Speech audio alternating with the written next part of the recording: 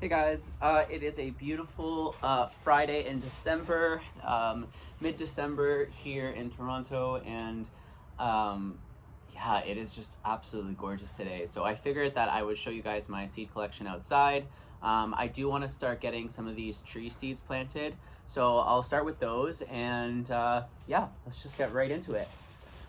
So some of these seeds that I have a few bags of actually just some native grass seed. I'm not going to go over all of them, mostly because I don't know all of the varieties that I have, but I know that, excuse me, I know that there's Indian grass, and I have some switchgrass, little blue stem, and big blue stem. And I also have some native clover as well. Um, but in terms of the trees that I've collected this season, I have Carolina silverbell, which is a Carolinian species. It's a native tree. It gets these beautiful white bell-shaped flowers in spring covering the tree with the leaves on, but it's just absolutely stunning when you stand under it and look up, and there's just all these little white bells.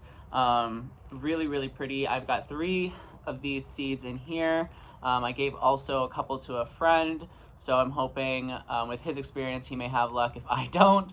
That's why it's always good to definitely share seeds, you know, and try try different things, right? The next tree that I have is Stewartia. Now this is not a native tree. It is from like China, Japan, and Korea. But yeah, the seeds are super tiny. It comes in a little capsule with like 5 little shells. It's actually quite a pretty seed like casing.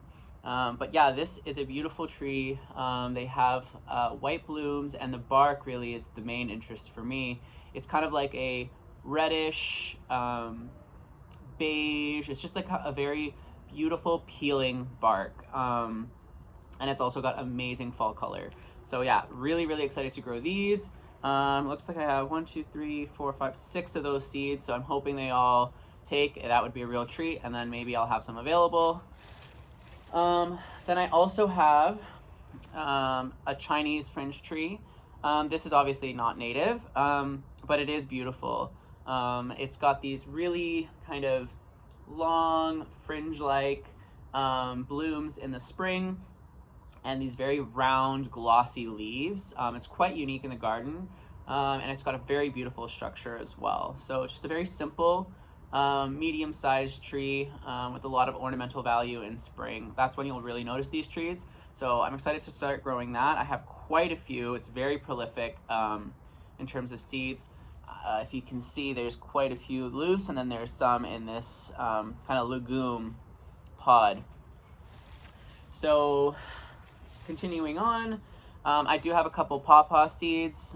These were from fruit that I ate this year. I do also have 3 pawpaws on the go. One successfully grew from seed this season for me, and a couple were just given to me by a friend. So I'm excited because now I have 3 different, genetically different trees. So that'll be really good for cross-pollination and for fruit production, because you do need multiple trees of pawpaw for fruit. Then the last of the tree seeds that I have here is these guys, and I probably shouldn't be stealing them too much because they're quite full of moisture still, and they're actually quite firm and healthy looking still. But this is called an Osage orange, and this is a tree that has definitely declined a lot. It is actually an edible, safe to eat fruit. Apparently it's quite bitter, but squirrels eat it. They eat the seeds, and other animals as well. I know apparently mammoths used to love eating these fruits, and they were a big part of their diet. So that was an interesting thing I read. But yeah, it's just such a unique smell.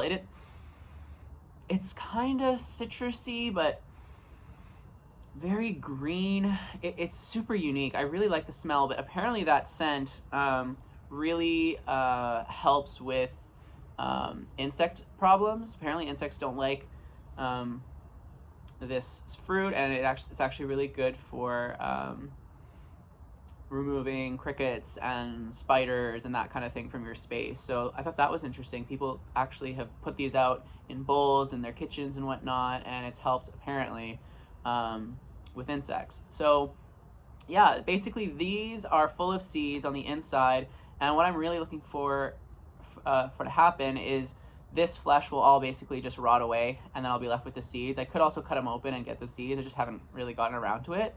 And it's kind of interesting to see how long they'll last. They've just been really sitting out on my dresser for the longest time. I just place in these bags just because it's just more portable, and I'll know where they are with all the rest of my seeds. But all this flesh will eventually rot away, and they'll be full of seeds on the inside. So yeah, Osage orange. Also, this tree is full of thorns, so it's super, super spiky. Only the female trees produce these. And apparently the wood is excellent. Actually, the wood of this tree is what the indigenous peoples use to make their bows and to hunt with. So that's also really interesting. Furthermore, I have quite a few perennials and different kinds of annuals, but let me just go through some of these real quick. I have some Black-Eyed Susan, which I'm sure everyone's familiar with, the yellow with the black centers. Then I also have purple coneflower, so Purpurea. So not the really native one, but it fills the same ecological niche. And then I have showy chickseed. So those guys in there. And then I have New England aster as well, so that's just full of seeds. What else? I have quite a few bags here. I also have St. John's wort. This is also a great medicinal herb, native plant, really easy to grow, so I'm excited to get some of those in the ground. I also have some golden wood poppy. This is from a cultivated variety that I bought, but it is naturally an endangered species, and I got this off of my plant out in the garden. So I'm excited to kind of scatter these around and you know, help this plant flourish and spread its seed around. Then I also have lupin seeds here. I'm hopeful that this is the native lupin, but we will see. I'm not 100% sure. So these are really fuzzy little pods. But yeah, so lupin.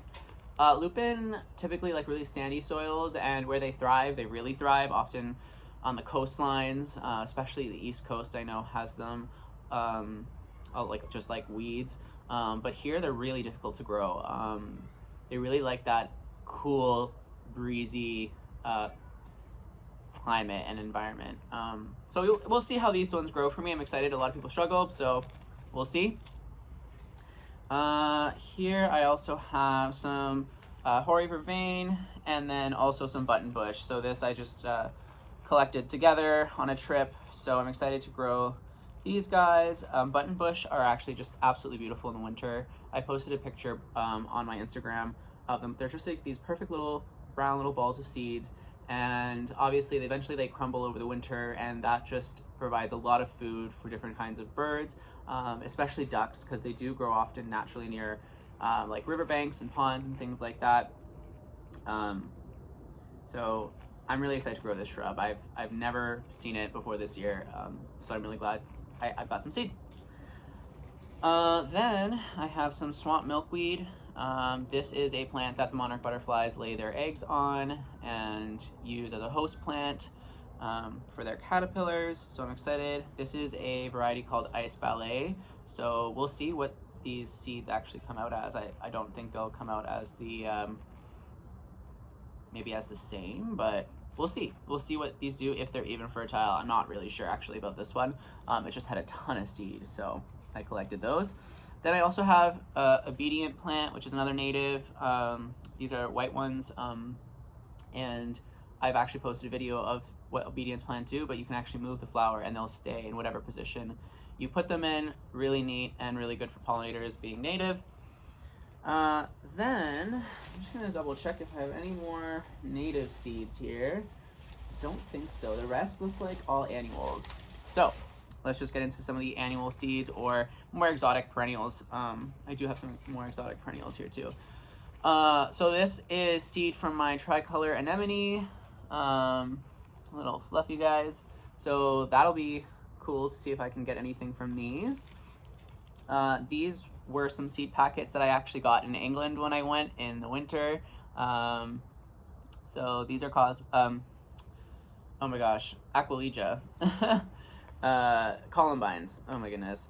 So yeah, these are columbines, different colors, different varieties. I think they're like hybrids, just different kinds of columbines. I have a black double variety and a pink variety. Apparently that was seed from my great grandmother. And then I also have the Canadian red columbine. So I'm excited to add a few different kinds. The only problem with columbine is that when you do have a lot of different kinds in the same vicinity, they can cross-pollinate, and then you'll get a variety of different flowers, right? Because none will really come true anymore. So we'll see. I'm not sure where I'm going to plant this. I might take these with me and put them somewhere completely different, maybe not even on my parents' property, which is where I am now and which is where I've planted most of the things that you see, besides obviously work and things like that. But here is more of those black double columbine seeds. Can't really see them, but they're just really little tiny seeds. And yeah, really easy to grow. I grew a bunch of seeds this spring in a cell pack or in a large tray, and I got a ton and I put those all around the garden because I love this plant. It's so beautiful. Then a friend gave me some of these. These are Cocosmia, which are a beautiful red perennial plant, very strappy leaves, almost looking tropical-like, kind of like an iris kind of leaf, very sharp and pointed, but green, very green, and not so much the blue of an iris. But yeah, hummingbirds love these flowers, so I'm excited to grow these. I don't know where I'm gonna put them, but it's always nice to have seeds, right? On hand. Typically seeds, most seeds definitely are good for 2 to 3 years. Beyond that, it really depends on what kind of plant or tree, what kind of plant it is, really, yeah. I also have, now this is more, I think, getting into like herbs and vegetables and things like that, but here I have some German chamomile that I saved. So this actually I bought as a plant like 3 years ago, and I basically didn't really I basically neglected it. It basically went to seed, and then last year I found a random plant in the garden, and I was like, I think that's the German chamomile.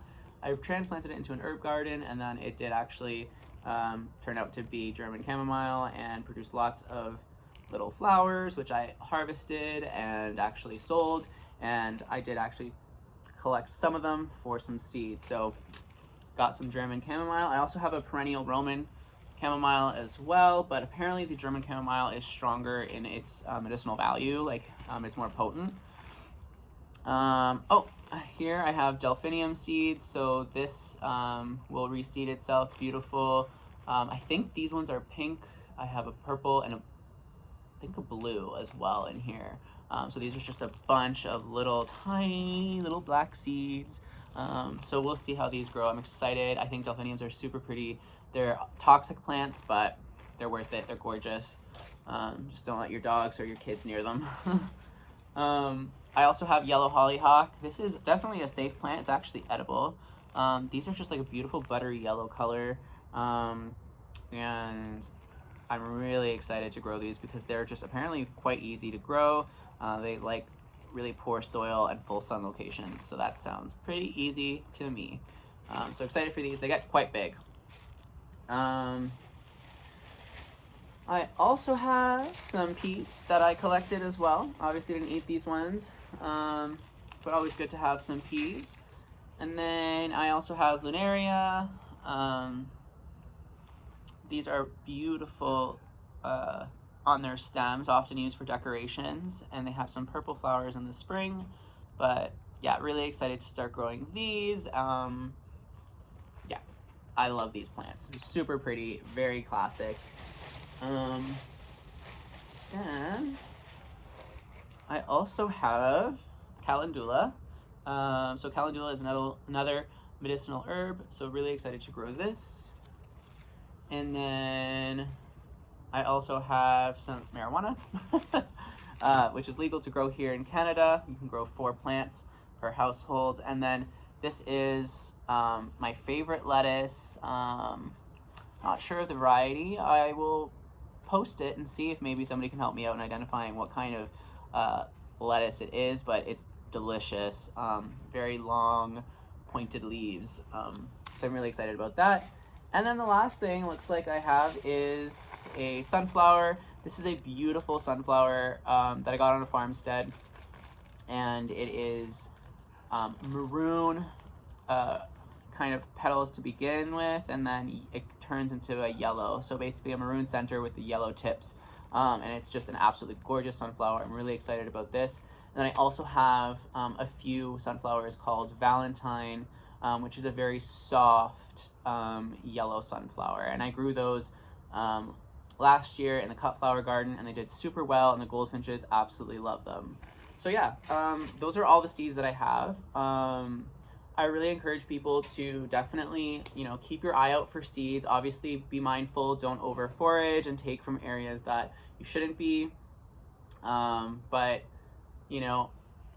it's really satisfying to grow things from seed, and it's really good because when you grow things from seed, you're actually encouraging genetic variation within the plants that you grow, because a lot of the city trees that you see and a lot of the plants that you see are cultivated varieties.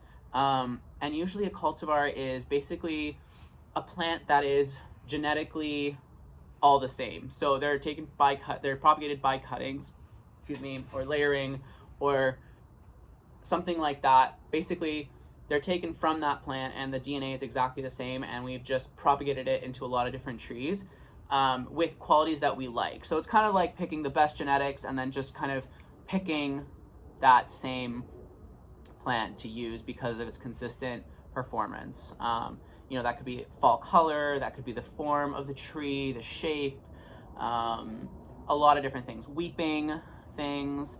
So by growing things from seed, you're helping to encourage genetic variation, and you, in essence, will have a completely unique plant with its own set of DNA, which will then help, continue on the species and really keep the species strong and healthy. So definitely grow by seed if you can, and definitely plant native. So anyways, I hope this was interesting to you guys.